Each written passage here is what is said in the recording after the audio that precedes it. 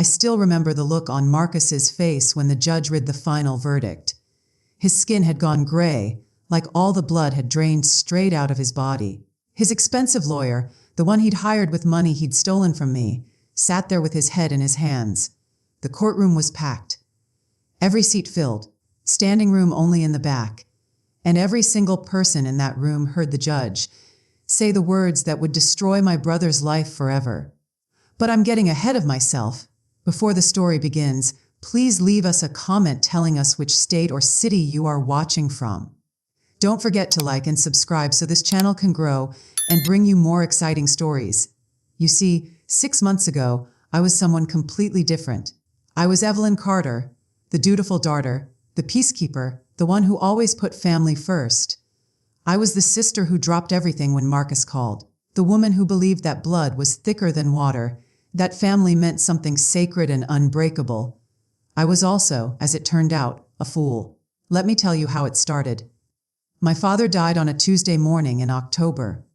The leaves outside his hospital window were the color of fire, brilliant oranges and deep reds, and the sun was streaming through the glass, warming the white sheets pulled up to his chest. I was holding his hand. It was thin, the skin papery and spotted with age, but his grip was still strong. Right up until the very end, Dad was strong. Marcus wasn't there. He'd texted me that morning saying he had an important business meeting he couldn't reschedule. "Tell Dad I love him," the message said. 3 words that were supposed to make up for his absence. 3 words that should have been the first warning sign. Dad's last words to me were simple. "The house. Evie. Don't let anyone take the house." I didn't understand what he meant then. Our childhood home. A sprawling Victorian in Savannah's historic district that Dad had spent 40 years restoring was supposed to go to both of us. Equal shares. That's what he'd always said. Marcus and I would inherit everything together. The house, the antique furniture collection, Dad's savings, his investment portfolio. Everything split right down the middle, 50-50, fair, equal, simple. I squeezed his hand and promised, "I won't, Daddy. I won't let anyone take it." He smiled, closed his eyes. And 3 minutes later, he was gone. The funeral was beautiful. Marcus gave a eulogy that made everyone cry. He talked about how Dad had taught him to be a man, to work hard, to value family above everything else. He choked up when he mentioned Dad's woodworking shop in the garage, how Dad had spent hours teaching him to sand and stain and build. People came up to him afterward, squeezing his shoulder, telling him what a good son he'd been. I stood there in my black dress, the same dress I'd worn to Mom's funeral 8 years earlier, and watched my brother accept condolences with a somber expression and wet eyes. He looked like a man in genuine pain, a man who'd lost his hero, and maybe part of him had. But the Marcus I thought I knew, my big brother, my protector, the person I'd trusted more than anyone in the world, that Marcus was already gone. I just didn't know it yet. The reading of the will happened 2 weeks later at the offices of Heritage Trust, legal group on Bull Street. The waiting room smelled like leather and lemon polish. Classical music played softly from hidden speakers. Everything was designed to feel expensive, important, serious. Marcus arrived 15 minutes late, wearing a charcoal suit I'd never seen before. He kissed my cheek and squeezed my hand. "Sorry, Evie. Traffic was hell." I smiled at him. Believed him, because that's what I did. I believed Marcus, Dad's lawyer, Richard Pemberton, was a man in his 70s with white hair and kind eyes behind wire-rimmed glasses. He'd known our family for decades. He'd drawn up Mom's will. He'd handled Dad's business affairs. And now he sat across from us with a manila folder that contained our father's final wishes. "This is straightforward," Richard said, pulling out the documents. "Your father was very clear about his intentions." He read through the standard legal language, all the whereas and heretofore and other words that lawyers love. Then he got to the heart of it. "To my children, Marcus and Evelyn, I leave my entire estate to be divided equally. This includes the property at 412 Forsyth Park Circle, all furnishings and contents therein. My investment portfolio currently valued at approximately $3 million, my savings and checking accounts, and all other assets, equal. Just like Dad had always promised. However," Richard continued, and my heart did a strange little skip, "there is a stipulation regarding the property at 412 Forsyth Park Circle." I looked at Marcus. He was staring at Richard with an expression I couldn't quite read. The house may not be sold for a period of 5 years from the date of Charles Carter's death. During this time, the property is to be maintained jointly by both heirs. After 5 years, if both Marcus and Evelyn agree to sell, the proceeds will be split equally. If one wishes to keep the property and the other wishes to sell, the one who wants to keep it has the right of first refusal to buy out the other's share at fair market value. 5 years. Marcus's voice was sharp. He's requiring us to keep it for 5 years. Richard nodded. Your father was very specific about this. He felt strongly that the house should remain in the family. I reached over and squeezed Marcus's hand. It's okay. We can figure it out. Maybe we can both use it. Take turns, or I don't want to take turns. Evelyn. Marcus pulled his hand away. I have my own place. I don't need a second house I can't even sell. It's Dad's house, I said quietly. He loved it so much? Dad's dead. The words came out flat, emotionless. Marcus stood up, buttoned his jacket. Can I get copies of everything? Richard nodded slowly, his kind eyes now studying Marcus with something that might have been concern. Of course. I'll have my assistant make copies now. It'll just take a few minutes. Marcus left the office. I heard his footsteps echoing down the hallway, sharp and angry against the marble floor. Your brother seems upset, Richard said. I made excuses. That's what I did best. He's just grieving. We both are. It's hard to think about practical things right now. Richard folded his hands on the desk. The leather of his chair creaked as he leaned forward. Evelyn, I've known your family for a long time, and I've known your father even longer. May I speak candidly? Of course. Your father came to me 6 months ago to make changes to his will. The 5-year restriction on the house was his final addition. When I asked him why he wanted to add it, he said. Richard paused, choosing his words carefully. He said he was worried Marcus would try to sell it immediately. He wanted to make sure you had time to fight for it if you needed to. Fight for it? Why would I need to fight Marcus for Dad's house? I don't understand, I said. Neither did I, Richard replied. But your father was very clear. He also asked me to give you this. He pulled an envelope from the folder.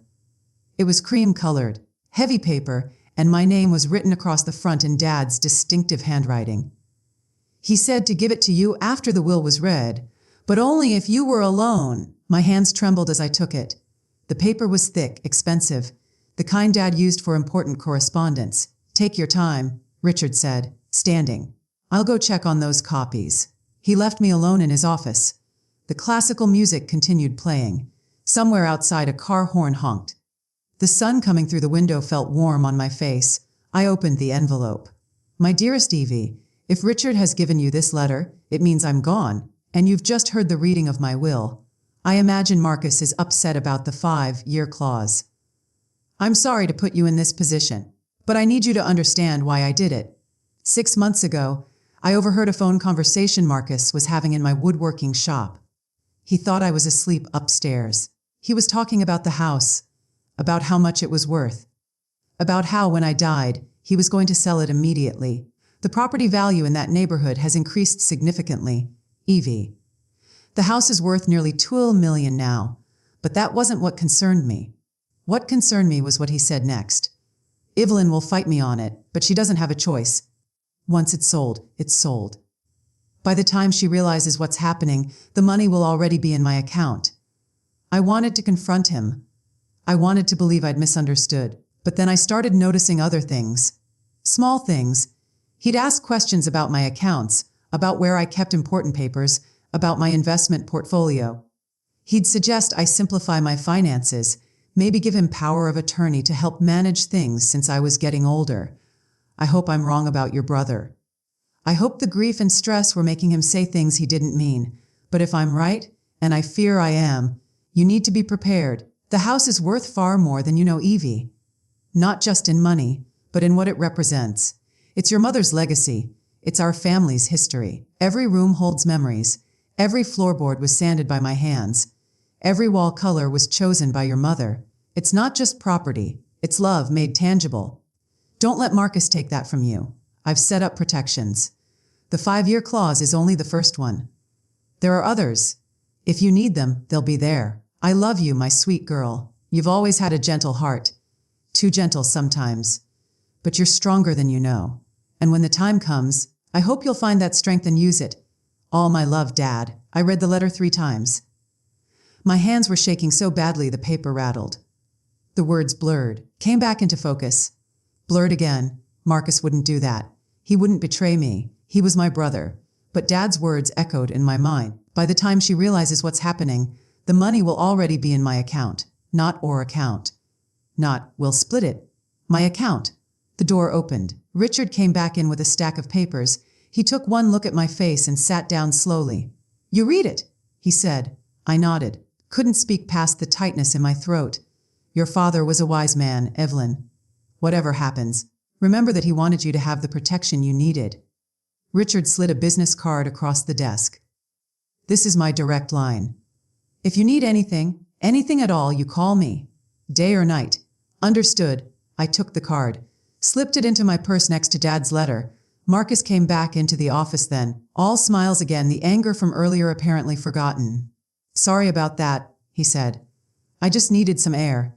This is all so overwhelming. I looked at my brother, really looked at him, and tried to see what Dad had seen. But all I saw was Marcus. Same brown eyes as mine. Same slightly crooked smile. Same dimple in his left cheek that appeared when he laughed. He hugged me before we left. We'll figure it all out, Evie. Together. Like always. I hugged him back and said nothing. The first 3 weeks after the funeral, everything seemed normal. Marcus came by the house twice to help me sort through Dad's belongings. We went through his closet together, deciding what to donate, what to keep. We organized his woodworking tools. We sat in the living room where Dad used to read the newspaper every morning and drank coffee and shared memories. Marcus was perfect, attentive, caring, grieving alongside me. I almost convinced myself that Dad had been wrong. Then Marcus showed up with a real estate agent. It was a Friday afternoon in November. The sky was heavy and gray, threatening rain. I was in Dad's woodworking shop, running my hand over the workbench where he'd spent countless hours creating beautiful things from raw wood. The shop still smelled like sawdust and the lemon oil he'd used to treat the wood. His tools hung in neat rows on the pegboard walls, each one in its designated spot. I heard voices at the front of the house. The doorbell hadn't rung, but I heard the front door open. Marcus had a key, and then footsteps in the hallway, multiple sets of footsteps. I walked into the house through the garage entrance and found Marcus in the living room with a woman in a navy pantsuit and impossibly high heels. She was holding a leather portfolio and looking around with the assessing eyes of someone who saw dollar signs instead of memories. Evie! Marcus's smile was bright, warm, perfect timing. This is Diane Patterson. She's a real estate agent specializing in historic properties. The room tilted slightly. I gripped the doorframe to steady myself. I'm sorry. My voice came out smaller than I intended. I've been doing some research, Marcus said, walking over to put his arm around my shoulders. The touch felt wrong, heavy, possessive. This house is worth more than we thought. Diane thinks we could get 2 million maybe. 3 million if we time it right. The market for historic properties in this neighborhood is incredible right now. Marcus. I stepped out from under his arm. We can't sell it. Not for 5 years? I know what the will says, but I've been talking to a lawyer, my lawyer, not Dad's dinosaur attorney, and there are ways around it. If we both agree, we can petition the court to. I don't agree. Silence. Diane's high heels shifted on the hardwood floor. She suddenly looked very uncomfortable. Marcus's smile didn't waver, but something changed in his eyes. Something cold. Evie, be reasonable. Neither of us lives here. The maintenance costs alone are. I'm moving in. I hadn't planned to say it. The words just came out. But as soon as they did, I knew they were true. I was going to move into Dad's house. I was going to live here. I was going to keep it safe, just like I'd promised. You're what? Marcus's voice rose slightly. I'm moving in. My lease is up next month anyway. This makes sense? This is a 4,000 square foot house, Evelyn. You don't need 4,000 square feet. And you don't need to sell it. I turned to Diane, who was edging toward the door. I'm sorry you wasted your time, but the house isn't going to be listed. After she left, Marcus turned on me. The warm, caring brother vanished. What was left was someone I didn't recognize. What the hell is wrong with you? He demanded. Dad didn't want us to sell it. Dad's dead! He doesn't get a vote anymore! The words hit like a slap. I took a step back, my hand moving instinctively to the letter from Dad that I'd been carrying in my pocket ever since Richard gave it to me. Marcus saw the gesture. His eyes narrowed. What's that? Nothing. Bullshit. What's in your pocket? None of your business. He moved fast. Grabbed my wrist. I gasped, tried to pull away, but his grip was iron. Let go of me. Not until you tell me what you're hiding. Fear shot through me. This was my brother. My brother who used to give me piggyback rides, who taught me to ride a bike, who scared away boys who looked at me wrong in high school, but his eyes were flat and cold, and his fingers were digging into my wrist hard enough to bruise. There's another letter, I said. The words tumbled out. From Dad. He knew you wanted to sell the house. He set up protections to stop you. Marcus released my wrist like I'd burned him. He took 2 steps back, his face going red. He what? He knew, Marcus. He heard you talking about selling it before he even died. He knew you were planning to cut me out. That's ridiculous. I would never. By the time she realizes what's happening, the money will already be in my account. I quoted Dad's letter directly. Those were your words, Marcus. Dad heard you say them. My brother stared at me. I watched emotions flicker across his face, shock, anger, guilt, calculation. He opened his mouth, closed it, opened it again. I was stressed, he finally said. Dad's medical bills were piling up. I was trying to figure out how to help, and I said something stupid on the phone. I didn't mean it the way it sounded. Who were you talking to? What? On the phone. Who were you talking to about selling the house and cutting me out? Silence. Get out, Marcus. Evie, come on. Don't be like this. We're family. Get out of Dad's house. He left. But before he walked out the door, he turned back to me with an expression that made my blood run cold. You're making a mistake, he said. That house is half mine, and I'm going to get what's owed to me, whether you like it or not. For 2 weeks, I didn't hear from Marcus. No calls, no texts, nothing. I moved into the house on December 1st. My apartment had been small and plain, furnished with cheap IKEA pieces in hand-me-downs. Dad's house was the opposite. Every room was filled with beautiful antiques, with furniture Mom had carefully selected, with Dad's handcrafted pieces. The wood floors gleamed. The crown molding was intricate and perfect. The tall windows let in floods of natural light. I set up my bedroom in what used to be Mom's sewing room. It was on the 2nd floor, overlooking the garden that Dad had maintained meticulously until the week before he died. The camellias were still blooming, dark pink against glossy green leaves. I was happy, genuinely happy for the first time since Dad died. The house felt like a hug, like being wrapped in memories and love and safety. Then the lawyer's letters started arriving. The first one came on December 15th. It was from Pierce, Morrison & Associates, a law firm downtown. The letter was formal, cold, and very clear. Marcus was filing a petition with the probate court to overturn the 5-year restriction on selling the property. He was arguing that the restriction created an undue financial burden, and that Dad hadn't been of sound mind when he made the amendment to his will. I called Richard Pemberton immediately. I was expecting this, he said. His voice was calm, steady. It should have been reassuring, but my heart was pounding so hard I could barely hear him. Your father anticipated it too. I have documentation of his mental competency, including evaluations from 2 separate physicians taken the same week he amended the will. Marcus won't be able to prove unsound mind. Then why is he trying? Because he's hoping you'll settle. He's hoping the stress and expense of fighting will make you agree to sell rather than go through a court battle. I won't agree. Don't. Your father built protections into the will for exactly this reason. Trust them. Trust him. I tried to, but the letters kept coming. Then came the emails. Marcus claiming I was being selfish, that I was disrespecting Dad's memory by fighting, that Dad would want us to work together as family. Each message was a knife, because part of me still wanted to believe him. Part of me still wanted my brother back. Then I got the phone call from Magnolia Bank. Ms. Carter, this is Jennifer Kwan from Magnolia Bank's fraud department. We've noticed some unusual activity on your father's account. My blood went cold. What kind of activity? Several large transfers were made in the weeks before Mr. Carter's death. We're calling to verify that you authorized these transactions. I didn't have access to Dad's account. I see. Then you're saying these transfers weren't authorized by you? What transfers? How much money are we talking about? Papers rustled on the other end of the line. Over a period of 6 weeks, starting in mid-September, approximately 340,000 was transferred out of your father's main savings account. The room spun. I sat down hard on the couch, my legs giving out. Where did the money go? I can't give you specific account information over the phone, but I can tell you that the transfers were made to an account at First Southern Bank. The account holder name is, more rustling, Marcus Anthony Carter. I hung up the phone, stood up, sat back down. My hands were shaking so badly I couldn't hold the phone. It clattered to the hardwood floor. More 340,000. Marcus had stolen 340,000 from Dad before he even died. I called Richard Pemberton. Then I called the fraud department back and filed a formal complaint. Then I sat in Dad's house, my house, and cried until I had no tears left.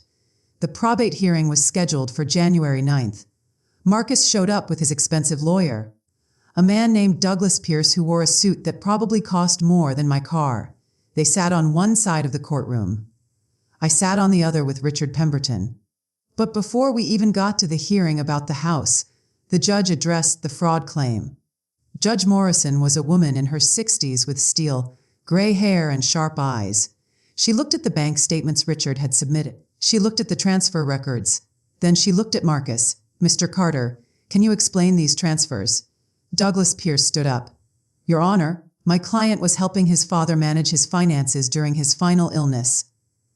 Charles Carter gave Marcus power of attorney and explicitly authorized. I have a document here that states Charles Carter never granted power of attorney to anyone. Judge Morrison interrupted. It's signed by both his primary physician and his attorney, dated September 3rd, 2 weeks before the first transfer occurred. Your Honor, my client's father was very ill. He may not have remembered. Are you suggesting that Mr. Carter's physician and attorney both falsified this document?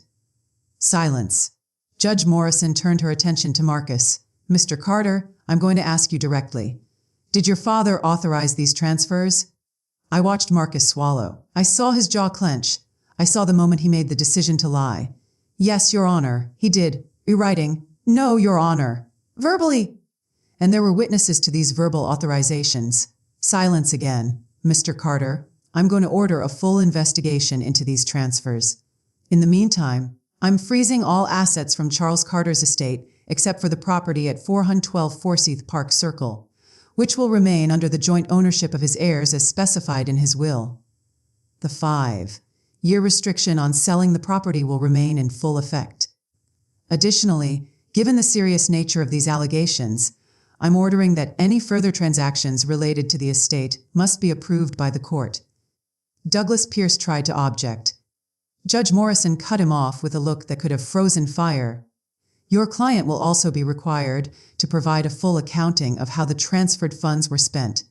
If the investigation determines that these transfers were unauthorized, Mr. Carter will be required to return the full amount to the estate, plus penalties and interest. We're adjourned. The gavel came down. The sound echoed through the courtroom like a gunshot. I looked across the aisle at Marcus. He was staring straight ahead, his face blank. But his hands were clenched into fists on the table in front of him, the knuckles white. As I stood to leave, he finally looked at me, and the expression on his face was pure hatred.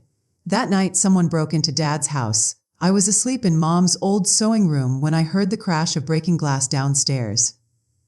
The sound jerked me awake, my heart instantly hammering. The clock on the nightstand glowed 20:47 a.m. I grabbed my phone and dialed 911, my fingers clumsy with adrenaline.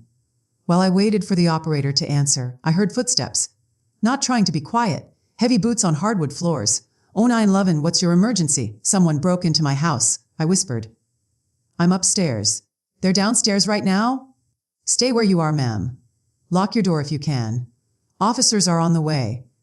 The footsteps moved through the house below me. I heard drawers being opened. The sound of something heavy being dragged across the floor. Voices, more than one person. Then I heard a voice I recognized. "Marcus. It's got to be here somewhere. Check the office. Check all the drawers in the desk." My own brother had broken into the house. Was he looking for Dad's documents? For evidence? For something he could use against me? I'm not finding anything. Another male voice, younger. Are you sure he kept it here? He kept everything here. Keep looking. I heard more crashes. The sound of picture frames being knocked off walls. Furniture being moved. They were destroying the house. Dad's house. Mom's house. Our house. The rage that hit me was unlike anything I'd ever felt. It burned through the fear, through the shock, through everything. I unlocked my bedroom door and walked out onto the landing. The police are already on their way. Marcus? The noise stopped. Silence so absolute I could hear my own heartbeat. Then footsteps on the stairs. Fast, I backed into my room, tried to slam the door, but Marcus was already there. He pushed it open hard enough to send me stumbling backward. He looked wild. His hair was disheveled, his eyes too bright. The brother I'd known was completely gone. What stood in the doorway was a stranger. Where is it? He demanded. Where is what? The letter. The one Dad wrote to you. I know there's more. I know Dad set up something else. Some other protection. Where is it? I don't know what you're talking about. He moved toward me. I backed up until I hit the wall. He grabbed my shoulders, his face inches from mine. His breath smelled like whiskey and desperation. You're ruining everything! That money was supposed to be mine. I needed it. You stole from Dad while he was dying. The words came out as a scream. You stole from him and now you're trying to steal from me. It was already mine. He was going to leave it to me anyway. He was going to leave it to both of us. That's what equal shares means. Sirens. In the distance, getting closer. Marcus heard them too. He shoved me away, hard enough that I fell. My head hit the wall with a sharp crack that made stars explode across my vision. By the time I got downstairs, Marcus and whoever he'd brought with him were gone. The back door stood open, the cold December wind blowing dead leaves across the kitchen floor. The house was destroyed. Pictures ripped off walls. Drawers emptied. Furniture overturned. Dad's office looked like a tornado had hit it. Papers everywhere. His beautiful mahogany desk splintered where someone had taken something heavy to it. The police came. I gave a statement. They took pictures. They dusted for fingerprints even though I told them exactly who'd done it. You're saying your brother broke into the house. Officer Mitchell was a young woman with kind eyes that looked tired. She probably dealt with domestic situations all the time. Probably heard 100 stories like mine every month. I heard his voice. He was looking for something. Documents, I think. We'll follow up with him. In the meantime, you should probably stay somewhere else. Do you have family or friends? Family. The word was bitter in my mouth. I'll figure something out. After they left, I walked through the ruins of Dad's house. Every room was violated. Every memory damaged. I found one of Mom's favorite vases, a delicate porcelain piece she'd bought on their honeymoon in Paris, shattered on the living room floor. I sat down in the middle of the destruction and called Richard Pemberton. It was 3 a.m, but he'd told me to call day or night. He answered on the second ring. Evelyn, Marcus broke into the house. My voice was flat, emotionless. I felt hollowed out. Empty. He destroyed it. Are you hurt? No. The police came. They're going to question him. Good, that's good. But Evelyn, I need you to listen to me carefully. Can you do that? Yes? I want you to go to your father's woodworking shop. In the back corner, there's a workbench with 3 drawers.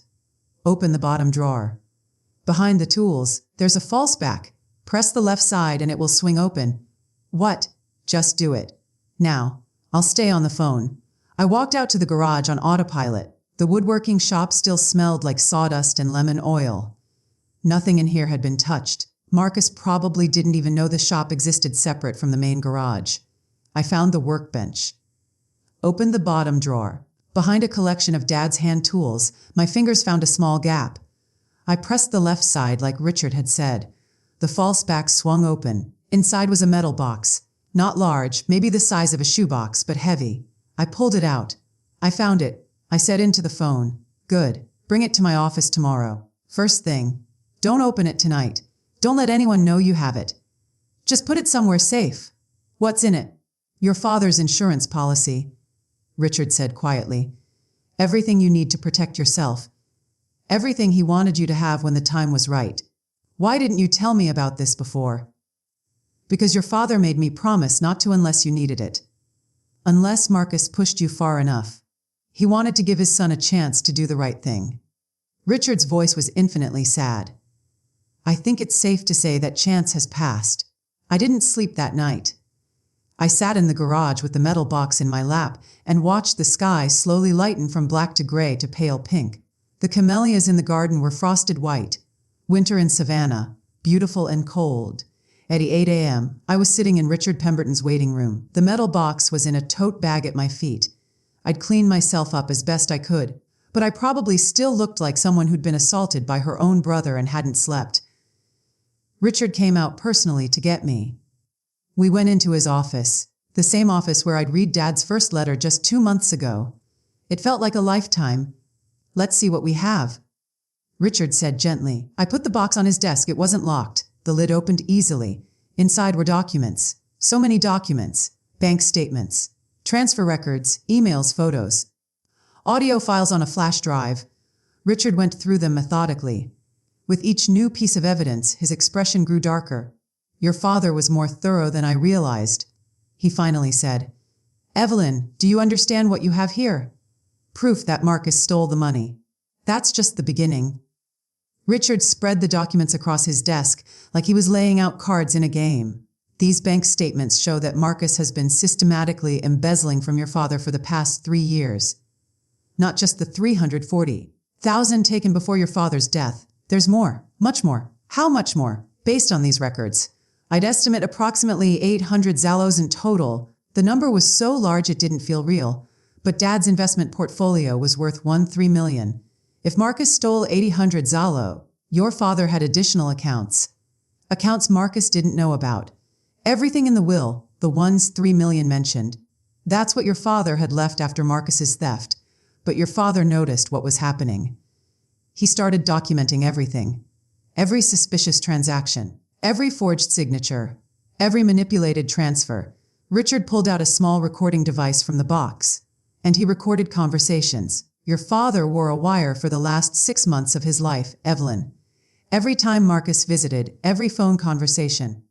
He has your brother on tape discussing the thefts, discussing his plans to sell the house, discussing how he was going to manipulate you into signing away your rights. My mouth was dry.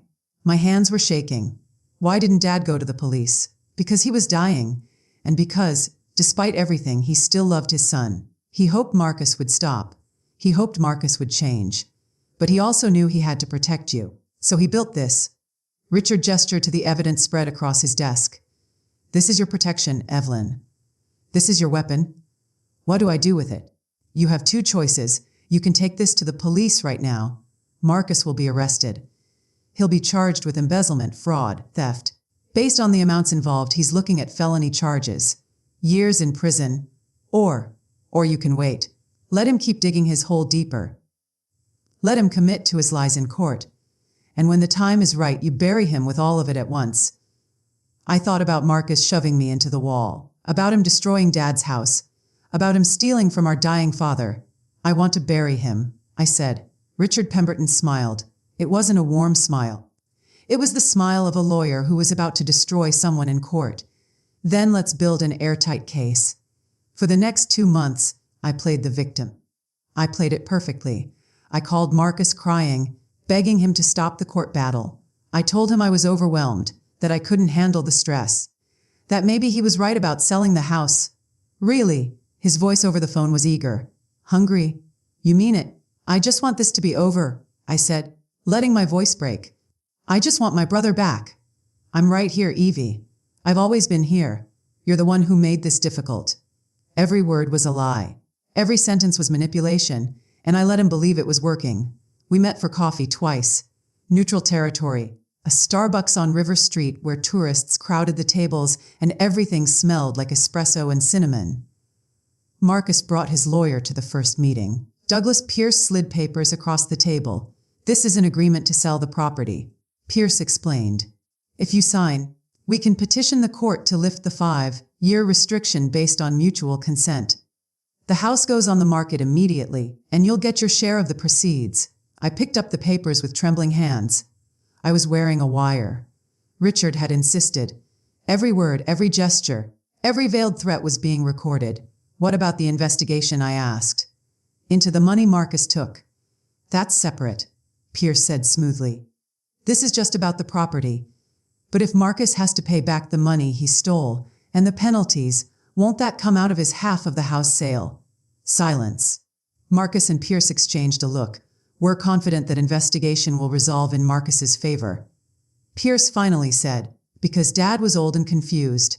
I made my voice small, uncertain. Because he didn't know what he was authorizing. Exactly. Marcus leaned forward, his hand covering mine. The touch made my skin crawl, but I didn't pull away. Dad was sick, Evie. He didn't understand what was happening. I was trying to help him, and now it's all been twisted into something ugly. So you didn't steal the money?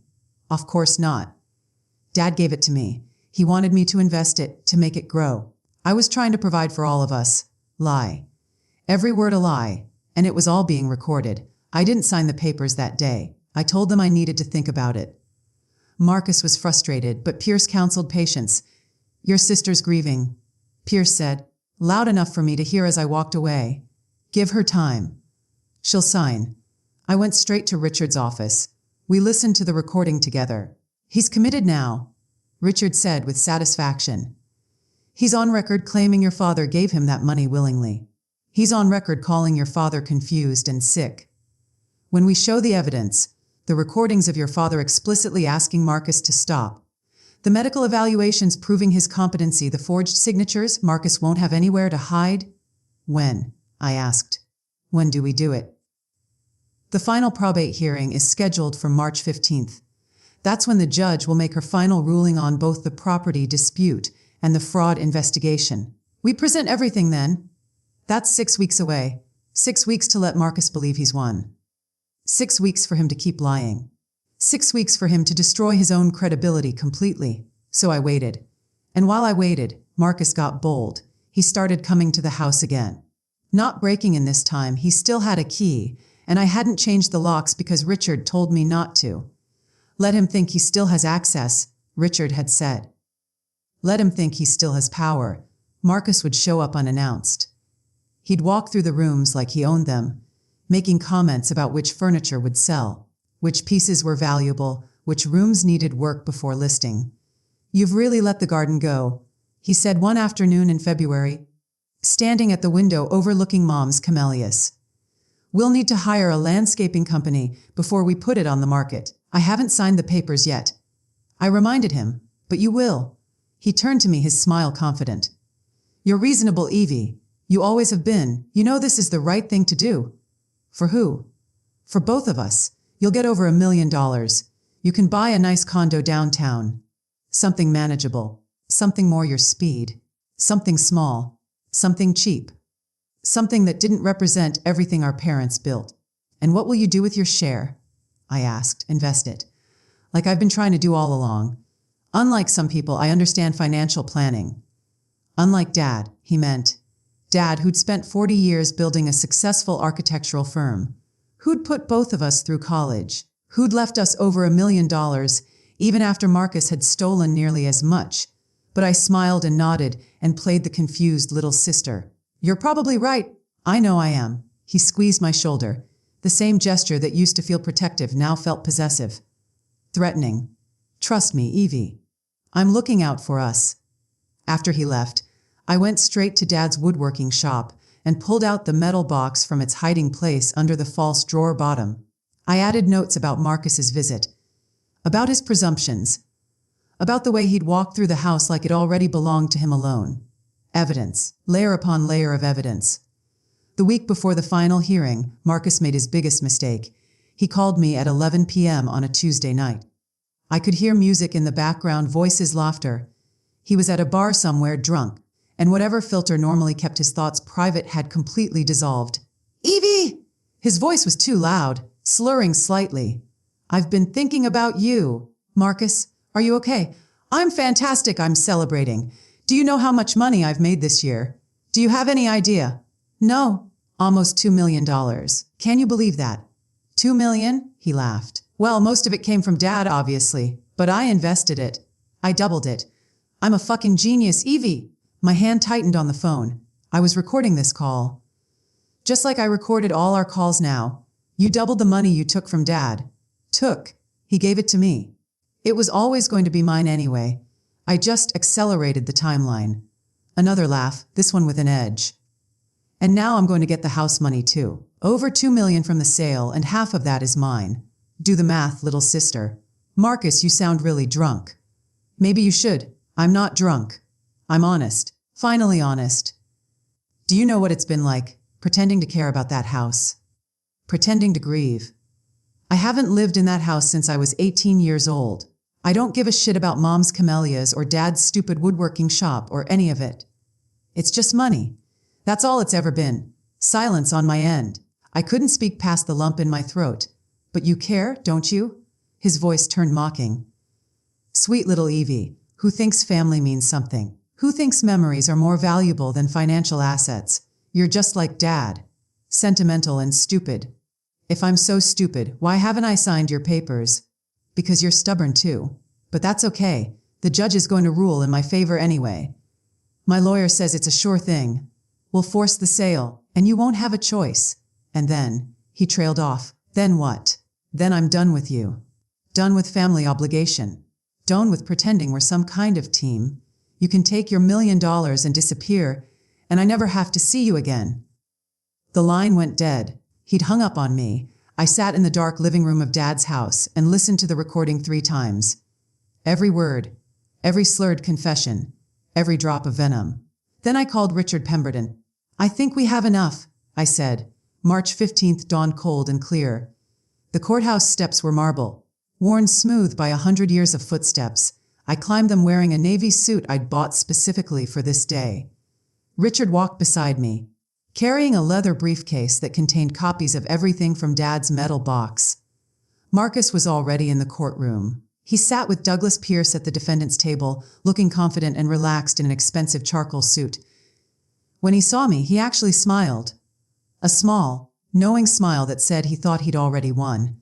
I didn't smile back. Judge Morrison took her seat at 9 a.m. exactly. We're here today for the final hearing regarding the estate of Charles Thomas Carter. We'll be addressing both the petition to lift the 5-year property restriction and the fraud investigation regarding unauthorized fund transfers.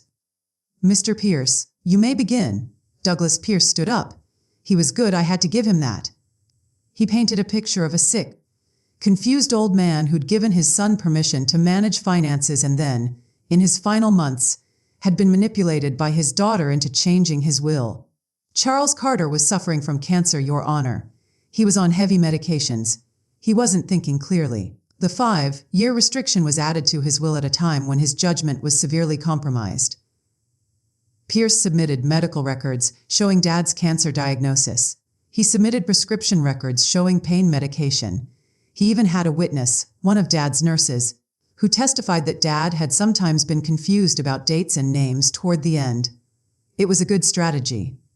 If I'd been watching from the outside, I might have believed it. Then it was Richard's turn. Your Honor, I'd like to submit evidence that contradicts everything Mr. Pierce has claimed. He started with the medical evaluations. 2 separate doctors had examined Dad just days before he amended his will. Both concluded he was in full possession of his faculties, experiencing no confusion or cognitive decline. Degar. Sarah Winters performed a full cognitive assessment on September Sind. Richard said, holding up the report, Mr. Carter scored a perfect 30 out of 30 on the mini mental state examination. He correctly identified the date, the location, performed serial 7s without error, and demonstrated perfect recall. Her conclusion: patient is alert, oriented ×4, with no evidence of cognitive impairment. Pierce tried to object. Those evaluations were clearly obtained for the purpose of documenting the truth. Richard interrupted. Because Charles Carter knew his son was stealing from him, and he knew he needed to protect his daughter. The courtroom went silent.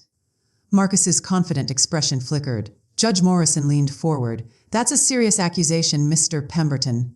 It's a serious crime. Your Honor. Richard opened his briefcase. I have extensive documentation of systematic embezzlement spanning 3 years. Bank records showing unauthorized transfers. Forged signatures on withdrawal slips. Email correspondence where Marcus Carter discusses moving his father's money before anyone notices. He started laying out documents on the evidence table. Page after page after page. The pile grew. Judge Morrison's expression grew harder with each new piece of evidence.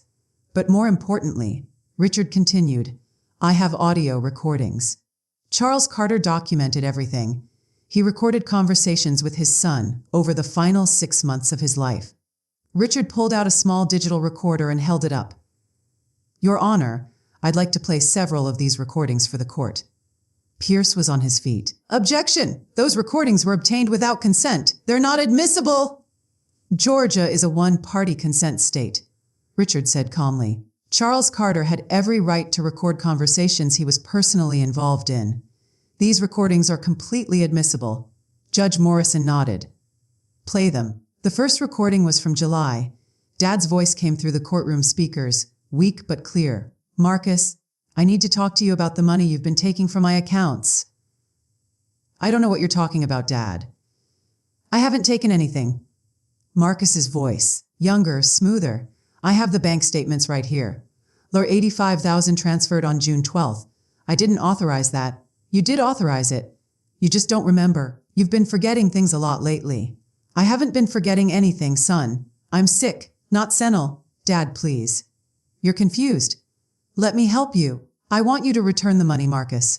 All of it? Silence on the recording. Then Marcus's voice colder. I can't do that. I've invested it. Then liquidate your investments and return my money. No. Just like that. No explanation. No justification. Just no. The recording ended. Richard played another one. Then another. 5 recordings total. In each one, Dad confronted Marcus. In each one, Marcus lied, manipulated, and refused to return what he'd stolen. The final recording was from mid-September, just weeks before Dad died. I've changed my will, Marcus. I've protected Evelyn. What does that mean? Marcus's voice was tight, angry. It means you can't sell the house. Not for 5 years, and I've set up protections. If you try to cut your sister out, if you try to take what isn't yours, everything will be documented. Everything will be exposed. You're going to side with her over me. Your own son. I'm trying to protect both my children. But if I'm honest, son, you haven't been acting like my son for a long time. The pain in Dad's voice was unbearable. I closed my eyes, felt tears slide down my cheeks. When the recording ended, the courtroom was dead silent. Judge Morrison looked at Marcus.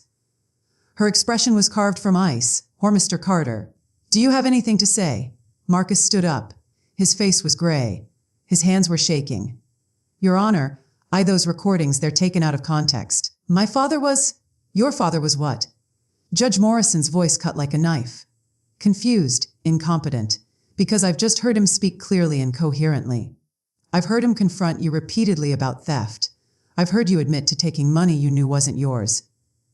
So please, explain to me what context I'm missing. Marcus opened his mouth, closed it, looked at his lawyer.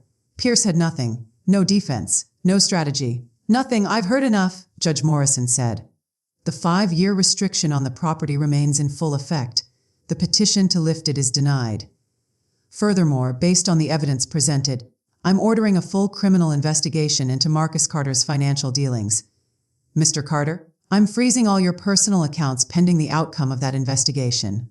You're also ordered to return the full $847,000 documented as stolen from your father's accounts, plus penalties and interest, within 30 days. Your Honor, I don't have, Marcus started. Then I suggest you liquidate your investments. Immediately. Because if you fail to return those funds, you'll face criminal charges for embezzlement, fraud, and theft. Do you understand? Marcus nodded. He looked like he might be sick. A's for the property at 412 Forsyth Park Circle. Judge Morrison continued, turning to me. M's. Evelyn Carter is granted sole decision, making authority regarding the property for the duration of the 5-year restriction period. Her brother will have no access to the property and no say in its management. Your Honor, that's half my inheritance! Marcus protested. No, Mr. Carter. You forfeited your inheritance when you started stealing from your father. Be grateful I'm not ordering you to forfeit your share of the house sale entirely. This court is adjourned. The gavel came down. It was over. But Marcus wasn't done fighting. He couldn't accept it. The next day, he called me 17 times. I didn't answer. He left voicemails that ranged from begging to threatening. Evie, please, you have to help me. I don't have 1847 Zalozen. They're going to seize everything.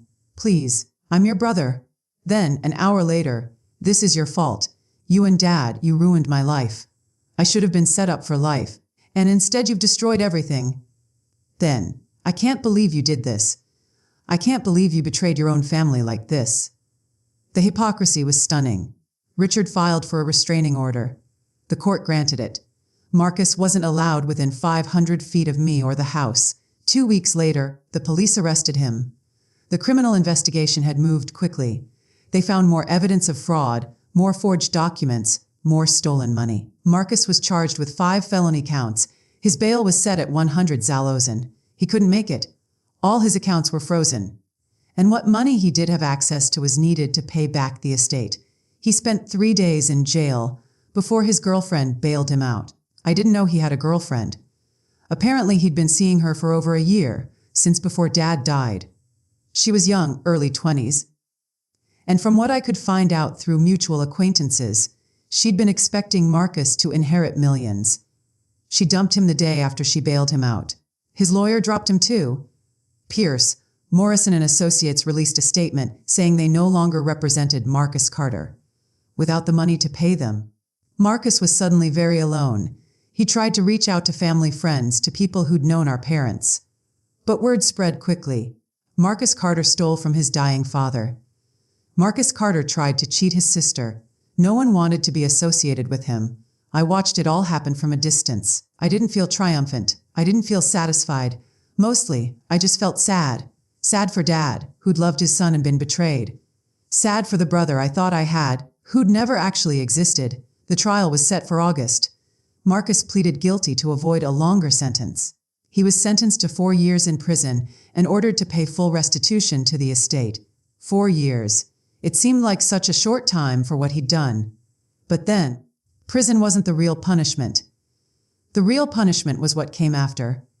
1 year later, I was sitting in the garden behind Dad's house. The camellias were blooming again, dark pink flowers against glossy leaves. I'd spent the year restoring everything Marcus had destroyed. The splintered desk in Dad's office had been repaired by a master craftsman. The shattered vase from Paris couldn't be fixed, but I'd found a similar one at an antique shop and placed it in the same spot where Mom's had always stood. The house was beautiful again. Whole again. I'd quit my job as a marketing coordinator for a small tech company. Instead, I'd started a business restoring historic homes. Turns out, growing up watching Dad renovate our house had taught me more than I'd realized. I had a steady stream of clients, and I was making enough to not just maintain Dad's house, but to thrive. I'd also met someone. Daniel was an architect specializing in historic preservation. We'd met at a conference on Victorian restoration techniques. He was kind, patient, genuine, everything Marcus had pretended to be. We took things slow. After everything with my brother, I wasn't quick to trust. But Daniel didn't push. He just showed up, consistently, honestly. The restraining order against Marcus was still in effect. He tried to contact me twice since his sentencing, both times asking for money. I'd blocked his number. Richard Pemberton called me occasionally to check in. "How are you doing, Evelyn?" "I'm good," I'd tell him. And I meant it. The 5-year restriction on selling the house had 3 more years to run. But I had no plans to sell. This was my home, my inheritance. Not the money or the property value, though that was substantial, but the memories. The love built into every room. Marcus got out of prison early for good behavior. Served 2.5 years instead of 4. I heard about it through mutual acquaintances. He moved to Atlanta where no one knew his story. Started over with nothing. Part of me wondered if he'd learned anything, if he'd changed, if somewhere in prison he'd realized what he'd lost. But then I'd remember him shoving me into the wall. Remember him destroying Dad's house. Remember his voice on that recording, "It's just money. That's all it's ever been." And I'd realized that Marcus hadn't lost anything. Because you can't lose something you never valued in the first place. He'd never valued family. He'd never valued Dad's love or my trust or the home our parents built. All he'd ever valued was money. And that's all he'd ever have. Just money. If he managed to make any again, me. I had everything that mattered. I had Dad's house. I had memories of Mom's laughter in the kitchen. I had the woodworking shop where Dad had created beautiful things. I had a business I loved. I had Daniel, who looked at me like I was precious. and I had the knowledge that I'd fought for what mattered, that I'd kept my promise to Dad, that I'd been strong when I needed to be. The camellias swayed in the breeze. Inside the house, I could hear Daniel making dinner. Something with garlic. The smell drifted through the open windows. He was singing off key to some song on the radio. My phone buzzed. A text from Richard saw Marcus's parole report. He's working at a car rental agency in Atlanta. Minimum wage. Living in a studio apartment. Thought you should know. I looked at the text for a long moment. Then I deleted it. Marcus's life after prison wasn't my concern. He'd made his choices. He'd face his consequences. I had my own life to live. Did you like the story, and which city are you listening from? Let's meet in the comments. If you liked the story, you can support me by sending a super thanks so I can keep bringing more stories like this. Thank you so much for your sweet support. I'm looking forward to your comments on the story. On the screen, you can see 2 new life stories that I highly recommend. There's so much more on my channel. Don't forget to subscribe. See you in the next life story with love and respect.